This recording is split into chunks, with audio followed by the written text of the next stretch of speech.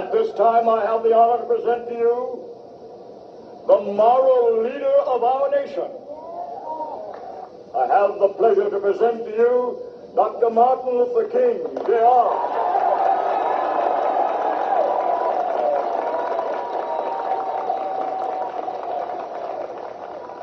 I am happy to join with you today in what will go down in history as the greatest demonstration for freedom in the history of our nation.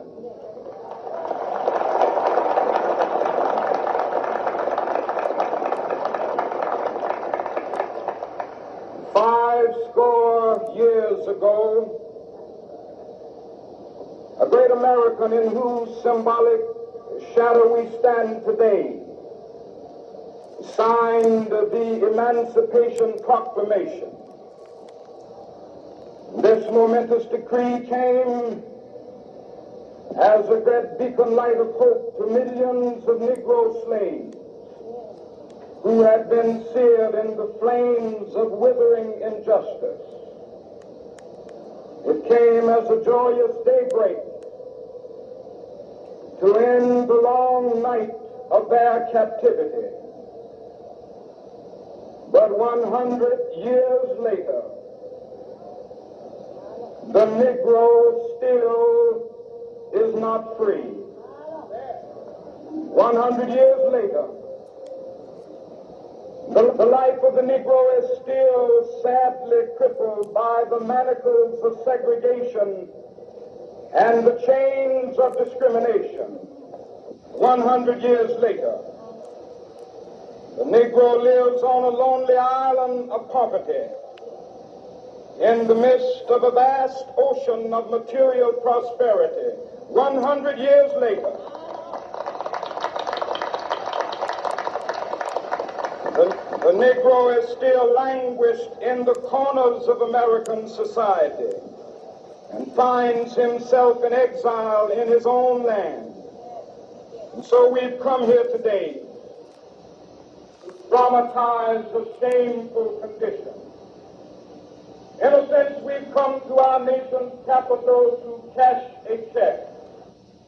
When the architects of our republic wrote the magnificent words of the Constitution and the Declaration of Independence, they were signing a promissory note to which every American was to fall heir.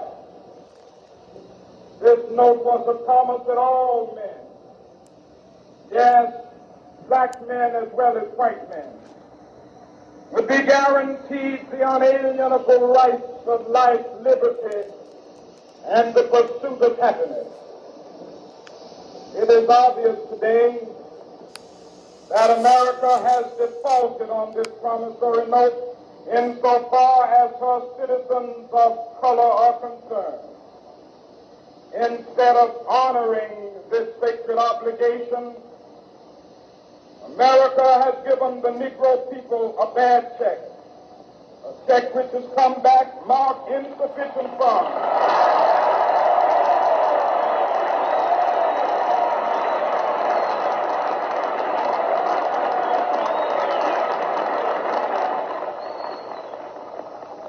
But we refuse to believe that the Bank of Justice is bankrupt. We refuse to believe that there are insufficient funds in the great vaults of opportunity of this nation. So we've come to cash this check, a check that will give us upon demand the riches of freedom and the security of justice.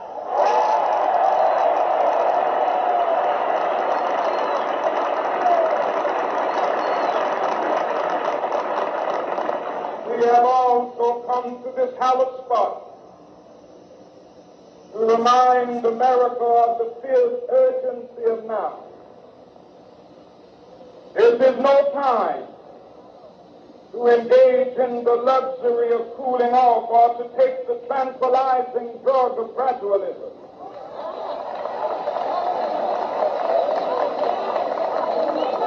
Now is the time to make real the promises of democracy.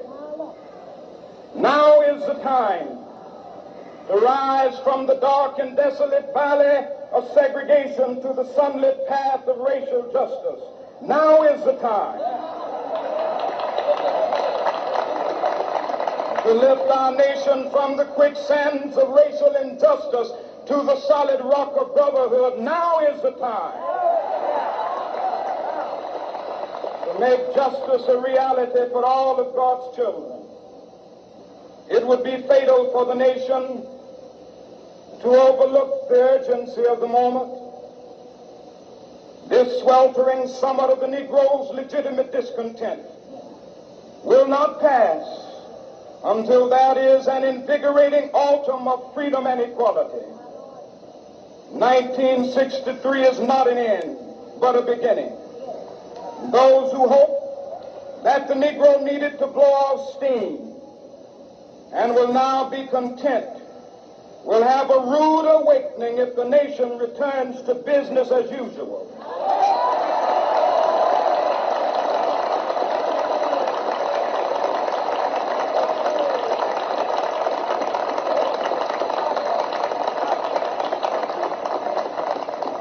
There will be neither rest nor tranquility in America until the Negro is granted his citizenship rights. The whirlwinds of revolt will continue to shake the foundations of our nation until the bright day of justice emerges. But that is something that I must say to my people who stand on the warm threshold which leads into the palace of justice. In the process of gaining our rightful place, we must not be guilty of wrongful deeds. Let us not seek to satisfy our thirst for freedom by drinking from the cup of bitterness and hatred.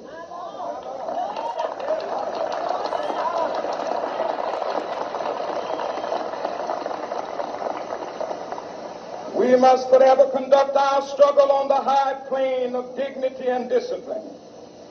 We must not allow our creative protests to degenerate into physical violence.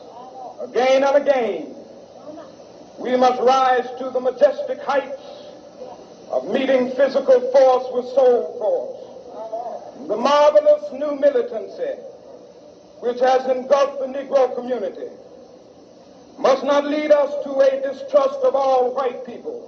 For many of our white brothers, as evidenced by their presence here today, have come to realize that their destiny is tied up with our destiny.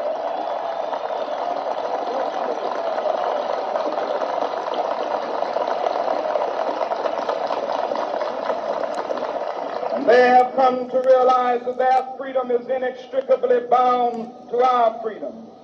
We cannot walk alone. And as we walk, we must make the pledge that we shall always march ahead. We cannot turn back. There are those who are asking the devotees of civil rights, when will you be satisfied? We can never be satisfied as long as the Negro is the victim of the unspeakable horrors of police brutality. We can never be satisfied as long as our body is heavy with the fatigue of travel, cannot gain lodging in the motels of the highways and the hotels of the cities.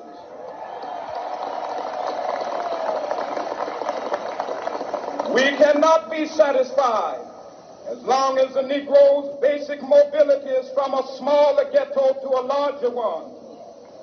We can never be satisfied as long as our children are stripped of their selfhood and robbed of their dignity by signs stating for whites only.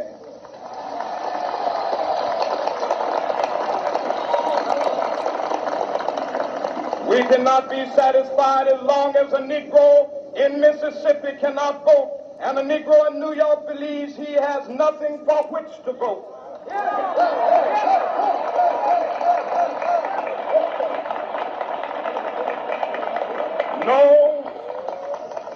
No, we are not satisfied, and we will not be satisfied until justice rolls down like waters and righteousness like a mighty stream.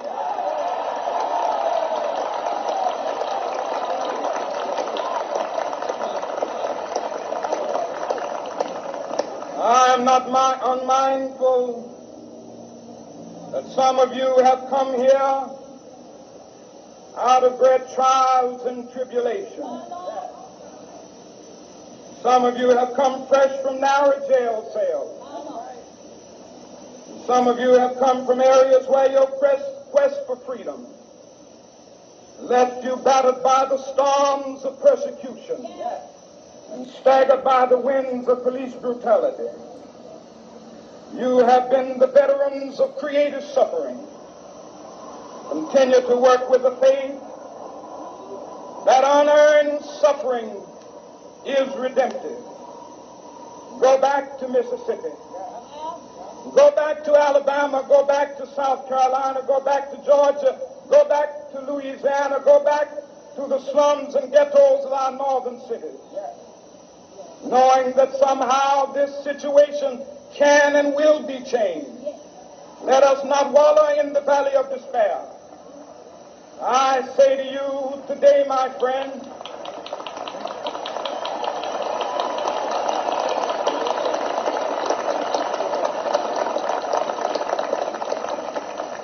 so even though we face the difficulties of today and tomorrow, I still have a dream. It is a dream deeply rooted in the American dream. I have a dream that one day this nation will rise up and live out the true meaning of its creed. We hold these truths to be self-evident, that all men are created equal.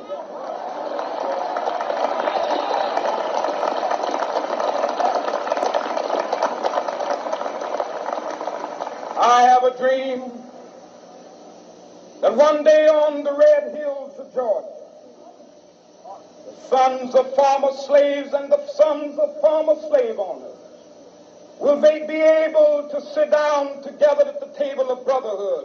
I have a dream that one day, even the state of Mississippi, a state sweltering with the heat of injustice, sweltering with the heat of oppression, will be transformed into an oasis of freedom and justice. I have a dream that my 4 little children will one day live in a nation where they will not be judged by the color of their skin, but by the content of their character. I have a dream today.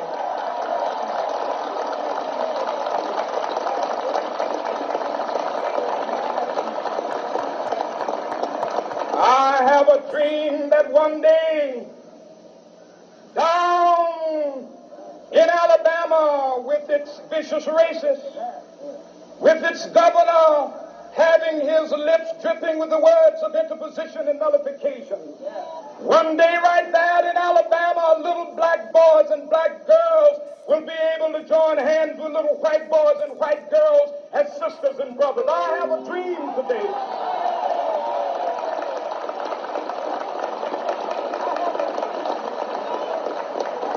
I have a dream that one day every valley shall be exalted.